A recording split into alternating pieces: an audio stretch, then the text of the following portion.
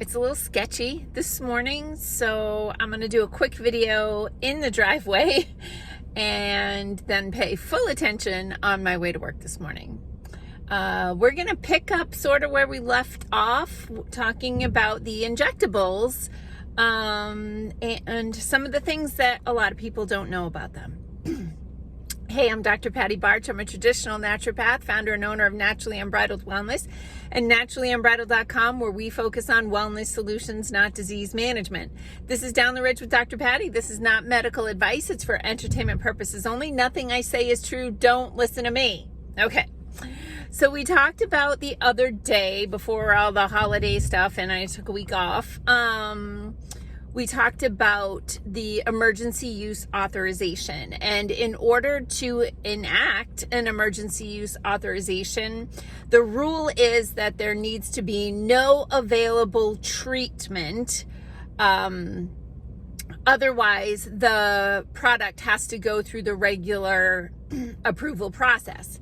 But when there's no available treatment, or the available treatments were suppressed, then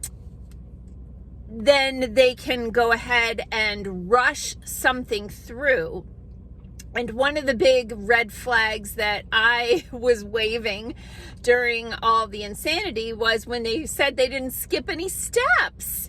And I, like, as a former researcher that worked in drug development, I'm like, you definitely skip some steps, because the process typically takes 5, as a minimum 5 years, but typically closer to 10 or more years to greenlight a product.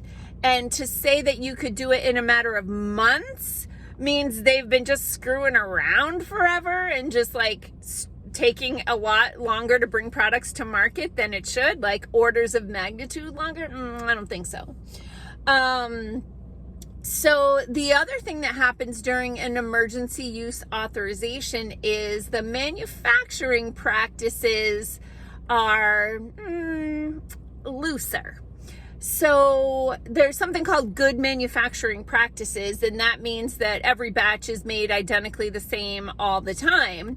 And with the emergency use authorization, they got to cut some corners. And there was definitely batch to batch variability. In fact, there's a website called howbadismybatch.com where people can type in the batch from their little white cards, and they can read about all of the reported, which, keep in mind, a very, very, very small amount of issues actually get reported.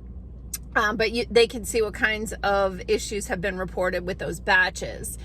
Beyond that, there are also just a couple other things. Like I said, I'm going to keep this one a little short. But a lot of people don't realize that the Pfizer injectable has 10 micrograms of product, the mRNA, and the Moderna has 30 micrograms. So if you get 3 Moderna, it's like getting 10 Pfizer. Okay? I don't know if I did that math right, but you know what I mean. Like, there's a lot more recipe in the Moderna ones. And I think I'm going to leave it there. Was there anything else I wanted to say about that right now? I think I'm going to leave it there for today because, like I said, the weather is kind of gross and I need to get going. All right.